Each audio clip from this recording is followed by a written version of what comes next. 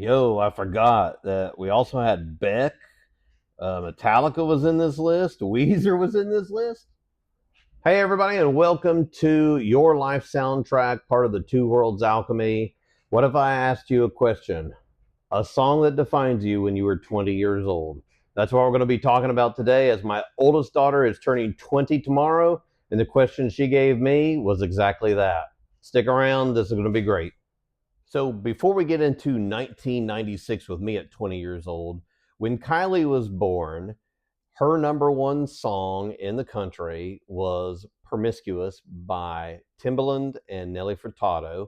The number one movie in the country was Snakes on a Plane. And some exciting news in that time was Justin Timberlake was dropping Sexy Back into the world. So I guess I will start with what was I doing in 1996? Well, if you've watched any of my previous videos about me going to Atlanta airport and then flying to Fort Myers, Florida for the first time ever on an airplane, I talked about breaking up with the first love I ever had. Look, I had to go back and look at some of the albums just to make sure my years were right, but MTV was pretty much culturally relevant still and not out in the distant past like it is now. Grunge was going high, hip hop was exploding everywhere, and I was getting more into it. And to get music, you didn't rely on an algorithm that just fed it to you. You had to be curious and search, and you had to talk to people, and you had to ask what everybody was listening to. And when you went on a date or you went to just meet friends, it was always music in the background. We had Tupac, Dave Matthews Band was coming out. Rage Against the Machine was going. Smashing Pumpkins was going. We just had so much happening in that year. Hell, I almost forgot. Alanis Morissette with Jagged Little Pill. Mariah Carey with Daydream was out. It was just everywhere. Shania Twain was in this mix. We had so much happening in music at that time. And what is it with kids right now where they listen to like 15 or damn 20 seconds of a song and then they turn it like they're satisfied with it? I mean, we had CDs, of course, so we could kind of do it. It's a little hard driving your damn car and trying to hold a button down at the same damn time, right? So I grew up, you just listened to the entirety of it. Some of the songs weren't great, some really were. And then you'd go buy your album because it had one song on it. That was part of it. You don't have the luxury now. If you just picked and choose, if you didn't like it, you just didn't damn download it. You were stuck with that album, and everybody had a massive CD collection back in 1996. You'd trade off to go into friends' houses. You'd be on dates. Hey, can I borrow that CD? Right? We didn't know that we're getting ready to have the technology explode to where you could burn CDs. That replaced our mixtapes from cassettes. God, I'm old. I was telling her just a little bit ago, I just don't want to be the horse. I don't want to get replaced by something, and I think we all should be thinking about that right now. As technology advances, and it will, we're going to see a drastic change once again. And music will be affected because music's affected by how it's distributed, just like every product we buy anywhere in this world. Distribution means a lot. And we're going to find out how we distribute music, technology, and realize something after I said that. My mom and dad are deceased. They are not living. My stepmom is not living. And I would have loved to just ask them what, at the age of 20, did they think the world was going to be. They had me when I was 30, so that means in 1966, who knows what they thought. I know a lot because I paid attention when I was little. But man, how great would it be? So I guess lesson learned on this before I go any further, talk to your parents. Find out what they were doing when they were 20 or there. The point is that when I was 20, I didn't know what the world was going to look like. I had a pretty good idea of where it was going to go to.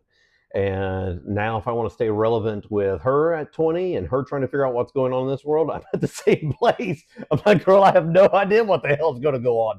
I can just tell you where you meet your heart and your mind together. That never, ever changes. So I guess if you're watching this right now and you remember back when you were 20, or maybe you are 20, or maybe you're getting ready to be 20 music, I just tell her that my generation had consequences and my generation had to be curious almost all the time. And you had to be patient. You had to be patient if a new album was coming out because you'd go to a damn disc exchange or Cats Music, any type of Camelot Music, any type of record store, and be looking for like one CD. And sometimes you get that damn CD and it would have one song on it that you want to hear from you parents also right now. Anybody that's my Generation Xer, or anybody that is trying to talk to their child at 20 years old of what your life was like at 20 years old, I would love to hear it. I would really want to have conversations with people about this. I can't be the only one. Don't let me be the only one and give you my song and end it. But if you're 20 right now, don't worry about it. Don't freak out. You will not have it all figured out. It will constantly evolve. It will constantly change. You just stay true to who you are, and you concentrate on this and this working together, and not listen to who's right, wrong, left, right. You don't do all that. You just build an experience for yourself. Treat other people the way that you want to be treated. I know it sounds corny, but you love people the way they want to be loved, and that will get reciprocated back to you. It doesn't always have to be transactional in this damn world that we're in right now.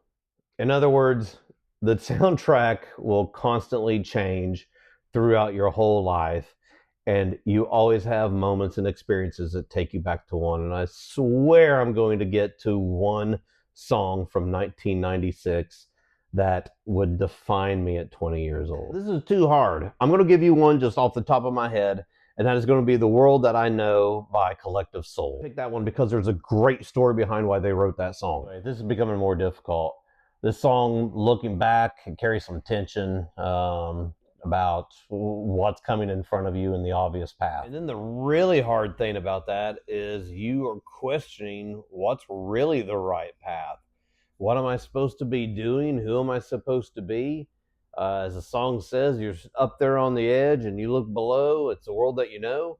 And you're like, man, there's got to be something different. I mean, that questioning the damn world instead of just accepting every single thing that comes to you. Approaching 50 years old, what kind of world do I want to create and be in with everything that I have learned from when I was 20 years old? Wonderwall by Oasis, great song, great time, means something different to me now. Another episode. All right, last one, I promise, and then I'm closing this thing out. Honorable mention again, Alanis Morissette with Ironic from Jagged Little Pill.